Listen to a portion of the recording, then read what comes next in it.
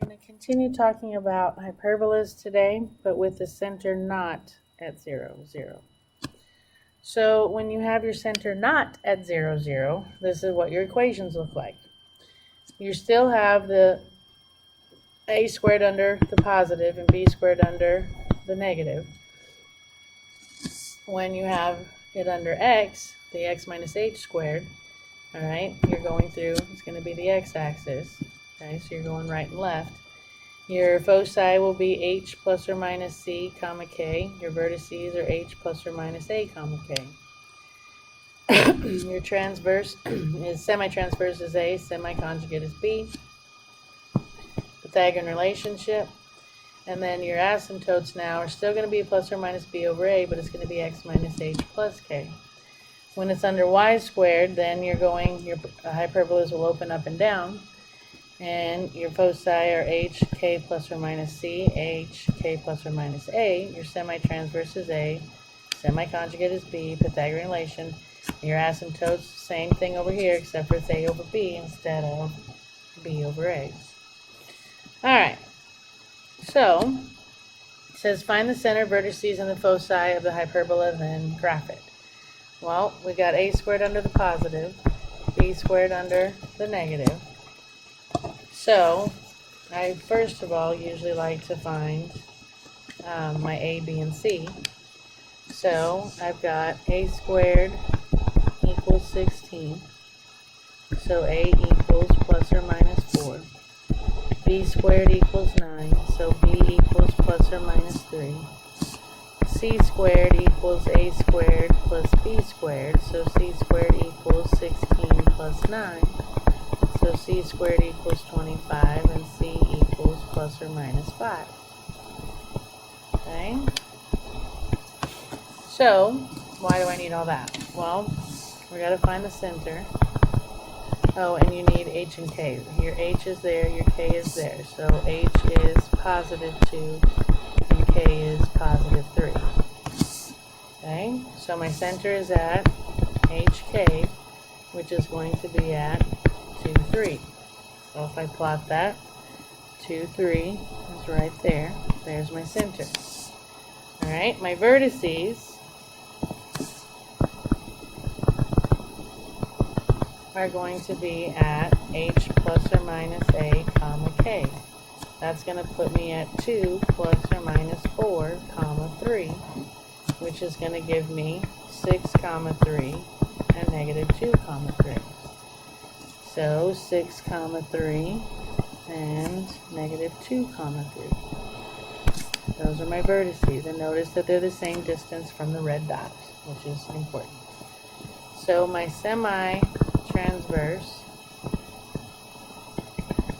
is a, which a is 4, so I'm going to go plus or minus 4 on the x-axis. Which I just, well, I'm going to do, not on the x-axis, I'm going to do plus or minus 4 from center, because we're not at 0, 0 anymore. Okay, so I went 4 this way and 4 that way. That's my semi-transverse axis. Alright, to get my semi-conjugate, that's b, so b equals plus or minus 3. And that's going to be, this one is sideways, so this one's going to be up and down from center. So from the center I'm going to go 1, 2, 3 up and 1, 2, 2, 3 down. Okay, there's my semi-conjugate axis. Make your rectangle, bloop, bloop, bloop, bloop, bloop. Okay, so now I need my foci. My foci are at h plus or minus c, comma k. So that's going to be at 2 plus or minus 5, comma 3, which is going to give me 7, 3 and negative 3, 3. So 7, 3 is going to be right there. Negative 3, 3 is going to be right there. There's my foci. Okay, so now I need my asymptotes. My asymptotes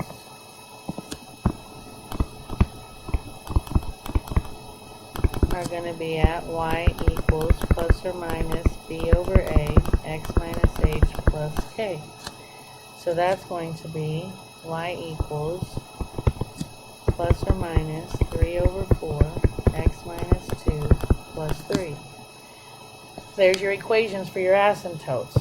You can get y alone, distribute that, and combine like terms and all of that. But we know, again, our asymptotes are going to hit the corners of those rectangles. So instead of doing all the math to get y alone and graph it properly, oops, dang it. Alright, I just kind of cheat because I know that's where they're going to end up anyway. It's not really cheating. Alright, so there's my asymptotes. Now all I have to do is draw, my parabola, my hyperbola. Alright, so we're going to go asymptotic, hit the vertex, asymptotic, asymptotic, hit the vertex, asymptotic. And there you go. Okay, let's do another one. Oh, this one looks like a mess. We're going to have to complete the square to get this mess straightened out. So the first thing I'm going to do is I'm going to take these two and factor out of 4, which gives me x squared minus 6x, and I'm going to leave room. On these two, I'm going to factor out a negative 25, which gives me y squared minus 10y, leave some room, and I'm going to move 489 to the other side. Okay, so now to complete the square on x, I'm going to add half of b squared. B is 6, half of that is 3, square that is 9. So I'm going to add 9, but I got to add 4 times 9 on the other side. To complete the square on y, half of 10 is 5, squared is 25. So I'm going to add 25. But on this side, I'm going to have to add a negative 25 times 25. Okay, so then that mess becomes 4x minus 3 squared minus 25 y minus 5 squared equals, and if I type all that mess in on the other side, I get negative 100. To get an ellipse form, that other side has to be 1. So I'm going to divide everything by negative 100. And that gives me negative x minus 3 squared over 25 plus y minus 5 squared over 4 equals 1. If I write that properly with the positive 1 first, I get y minus 5 squared over 4 minus x minus 3 squared over 25 equals 1. So now I can see that a squared equals 4, so a equals plus or minus 2. My vertices, and I know that I'm using this because a squared is under the y squared term, or factor. So my vertices are at h, comma, k plus or minus a, so mine are at 3, comma, 5 plus or minus 2, which gives me 3, 7, and 3, 3. So if I plot those, 3, 7, 3, 7, and 3, 3. Those are my vertices, okay, which is also my semi-transverse, which is A. My A is 2, since we're going on y, that's going to be 2 up and down from center.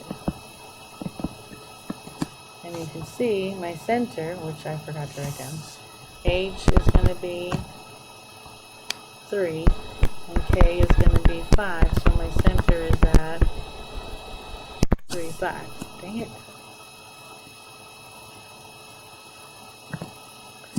Okay, so if you go over to 3, 5, there's my center. And you can see if I went 2 up and 2 down, I get my vertices. Okay, my semi-conjugates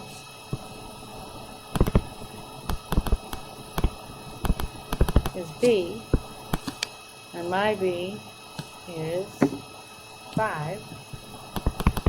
So that's going to be 5 right and left from center. So if I go 5 this way, 1, 2, 3, 4, 5, and 5 this way, 1, 2, 3, 4, 5. And if I make my little rectangle, loop, loop, loop, loop, loop. Okay, there's my little rectangle. Now what do we need? We need foci. My foci is going to be h, comma, k plus or minus c. So for me, that's 3, comma, 5. I didn't find c today.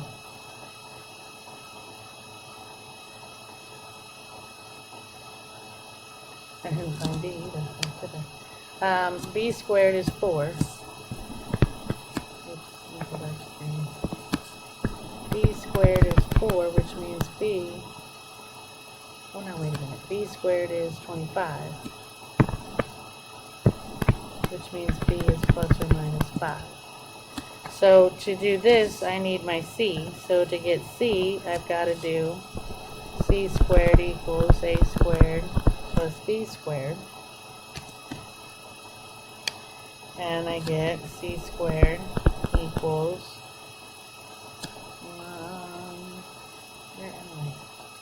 4 plus 25, which gives me C squared equals the square root of 29, which is approximately 5.4.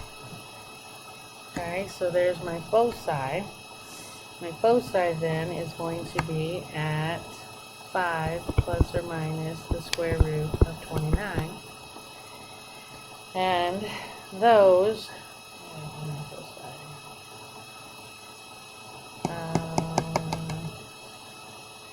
there we go. So that would give me, if I go decimal, 3 comma 10.4 and 3 comma negative 0.4.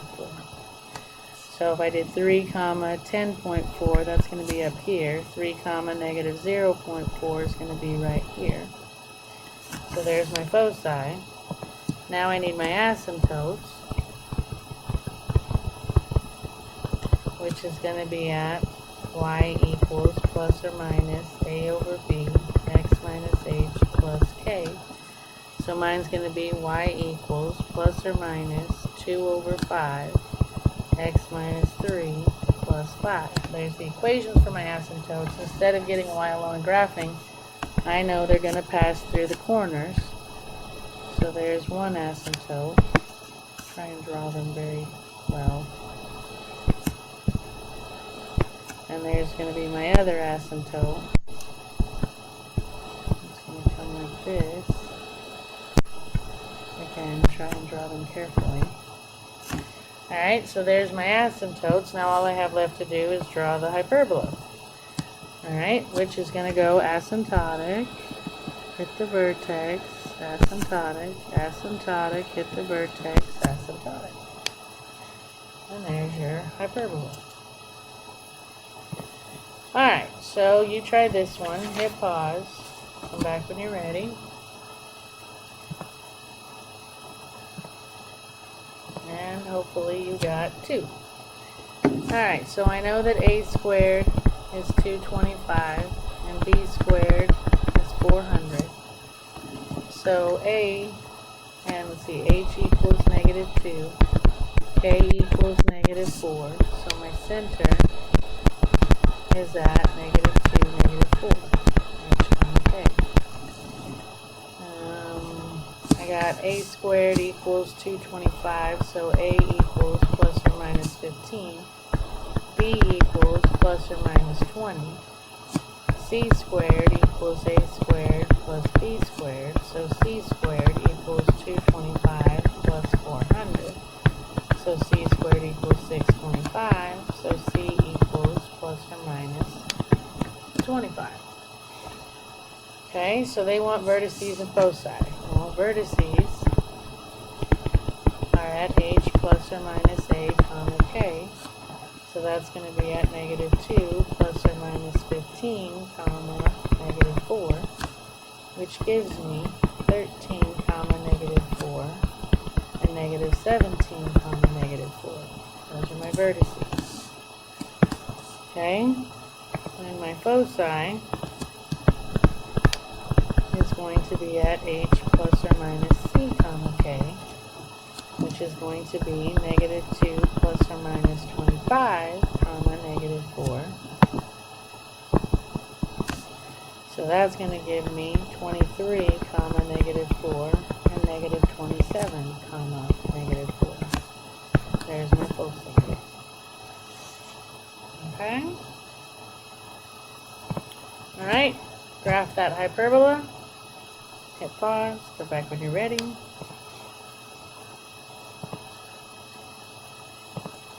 And hopefully you pick D. In a multiple choice situation, if I don't have to do all the math, I don't want to do all the math. A squared is under the x minus h squared. So that tells me that the hyperbolas are going to go this way. So those two are out. Okay, the other thing that I know is my vertex is at hk, which in my case is going to be negative 5, negative 3. So if I go negative 5, negative 3, that is clearly not the vertex. Okay, here, not vertex, center. Sorry, there's no parabola. Center is at hk. That is clearly not the center. Negative 5, negative 3, that is the center. So it's got to be D. Okay, so now we've got all these clue thingies that we have to do. Okay. It says find the standard form of the equation for the hyperbola whose transverse axis has endpoints at negative 2, negative 1. This is where I kind of like to draw. I just like to get a picture of what I'm doing. 8, negative 1. If that's my transverse axis, okay, then that means that since it's going this way, that a squared is under the x minus h squared. Okay. Now, we don't have to graph all this. Like I said, I just wanted to get a picture of this so that I knew which direction I was going. And if that's the transverse axis, that's the x-axis, which means a squared is under x minus h squared. To write my equation, all I have to figure out is a squared and b squared. So let's see what they gave me. Well, when they give me the transverse axis, all right, they're saying my transverse axis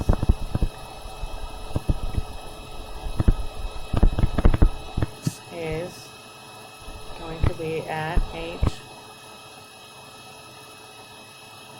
Oh. You know what? I did a whole lot of work for nothing.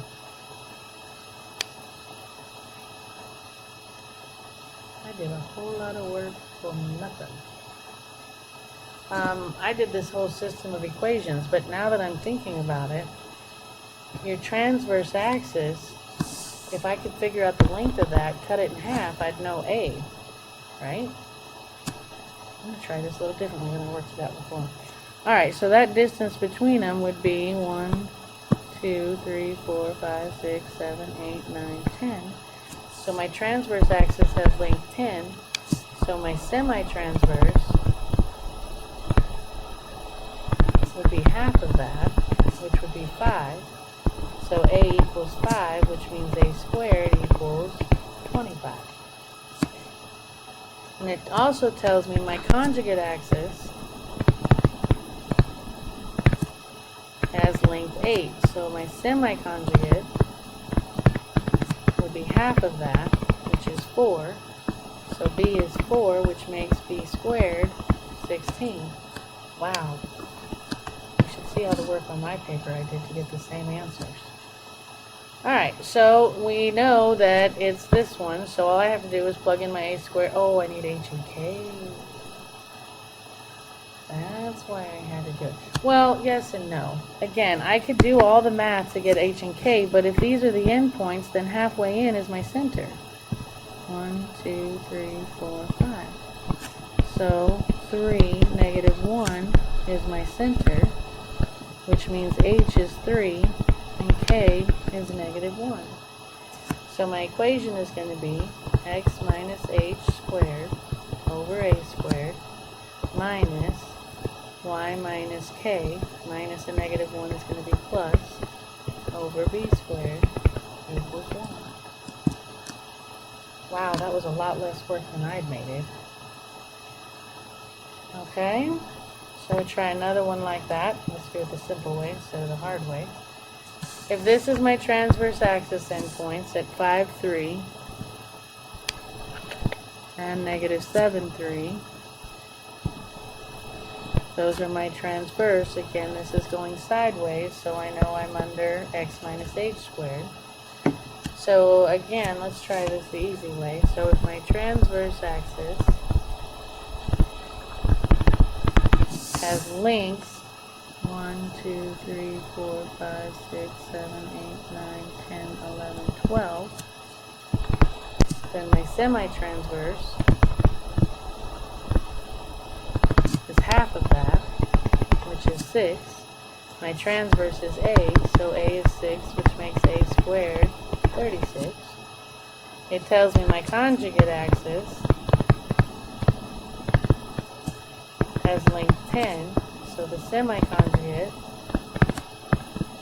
will be half of that, which is 5. The semi-conjugate is b, so b is 5, which makes b squared 25. Okay, and then I need h and k. Well, again, if I do what I did last time and get the center, if that's 12, then 6n would be halfway. 1, 2, 3, 4, 5. 1, 2, 3, 4, 5 would be the center. So my center is at negative 2, 3. Right? Well, hold on, I'm counting them. Negative 7, 1, 2, 3. 1, 2, 3, 4, 5, 6 would be negative 1, 3. Careful if you're doing it by graphing. Alright, so that tells me that h is negative 1 and k is 3. So my equation is going to be x minus a negative 1 is going to be plus over a squared minus y minus 3 squared over 25 equals 1. Okay?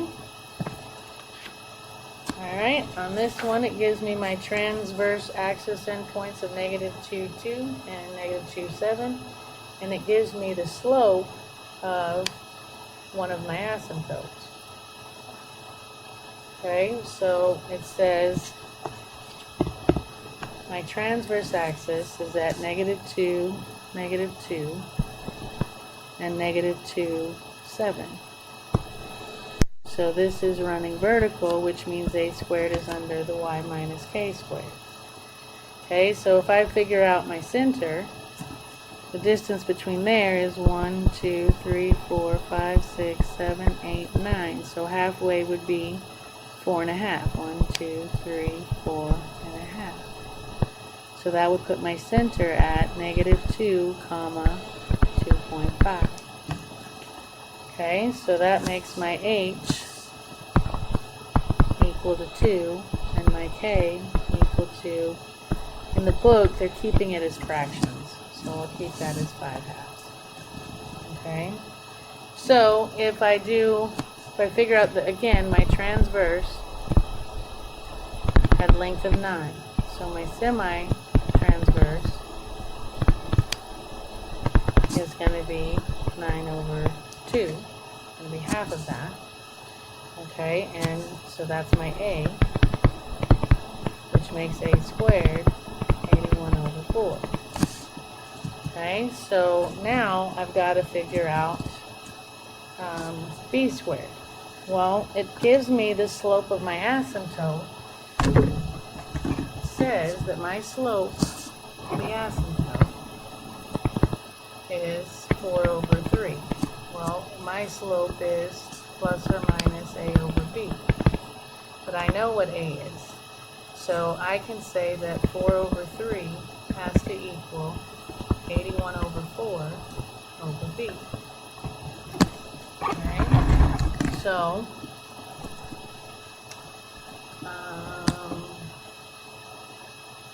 oh, wait, a over b, not a squared. Sorry, so this is going to be 9 over 2b. So, if I cross multiply, I get 4b equals 3 times 9 halves, which is going to be 27 halves. Divide by 4, or no, I multiplied by 2. I don't know why I want to do that. Divide by 4, and I get b equals 27 over 8, so b squared equals 729 over 64. And, well, we've got everything we need. This is not going to be a pretty equation, but I need my h and my k. Oh, we got that. So h is 2, negative 2, and k is 5 halves. I already wrote that up there. So I have y minus k squared over a squared, which is 81 fourths, minus x minus h, so minus a negative 2 is going to make it positive, squared over b squared, 729 over 64, equals 1. Not a pretty equation, but it works. Okay. Alright, let's try another one. They're giving me my foci and my transverse axis endpoints at negative 3, negative 9, and at negative 3, negative 2. So we're going vertical, which means a squared is under y minus k squared. So if I find the center, okay, my transverse axis, that's 1, 2, 3, 4, 5, 6, 7. So 3.5, 1, 2, 3.5 would be center. And that gives me coordinates of negative 3 and negative 5.5. Okay, so my h is negative 3 and my k is negative 11 halves, if you keep it as a fraction. Okay, so I've got h, I've got k. What else do I need? I need a squared and b squared. Well, if it tells me that my transverse, I just figured out my transverse axis had a length of 7. So my semi-transverse will be half of that. Okay, so a is 7 halves, which means a squared is 49 over 4. And let's see, so I've got a squared, I've got h, I've got k. I can figure out c, I do believe. Well, they told me foci for some reason. So foci of negative 3, negative 11, and negative 3, 0. My foci are h, comma, k plus or minus c. So this one is going to be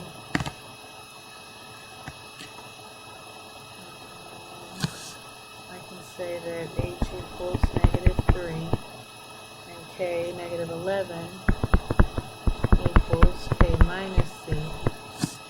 And I can say from the other one that h equals negative 3 and k equals, or 0 equals k plus c. So if I line those up,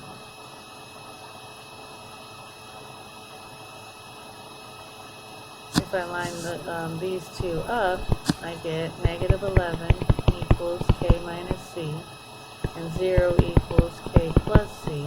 The c's cancel. I get 2k equals negative 11. Divide by 2, k equals negative 11 halves, which I already knew, but now that I know, I could have just done that. So if I substitute this back in to either one of these, I would say 0 equals negative 11 halves plus c. So c equals positive 11 halves, which makes c squared equals 121 over 4. So c squared equals a squared plus b squared. So I got 121 over 4 equals 49 over 4 plus b squared. So b squared equals 72 over 4. So I've got h, I've got k, I've got a squared, I've got b squared, so plug it in.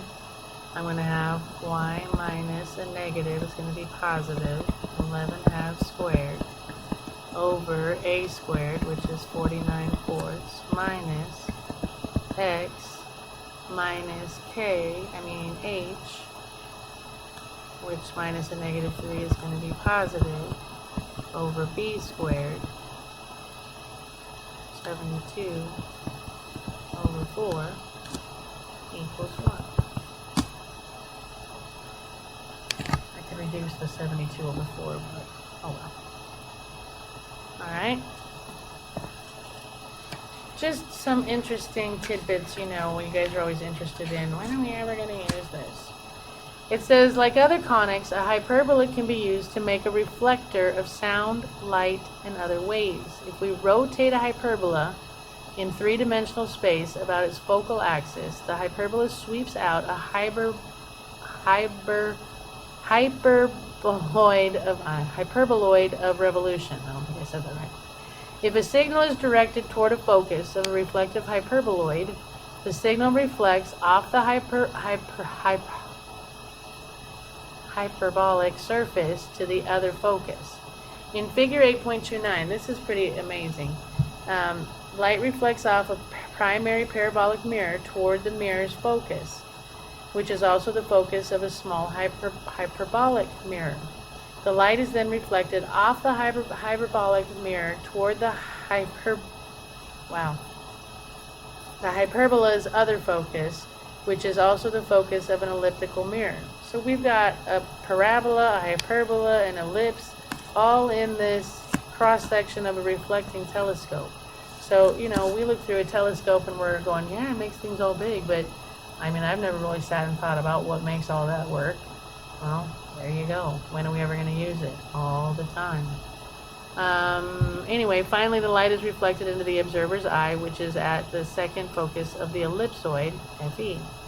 Reflecting telescopes date back to the 1600s when Isaac Newton used a primary parabolic mirror in combination with a flat secondary mirror slanted to reflect the light out of the side to the eyepiece.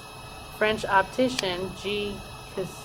Cassegrain was the first to use the hyperbolic secondary mirror, which directed the light through a hole at the vertex of the primary mirror.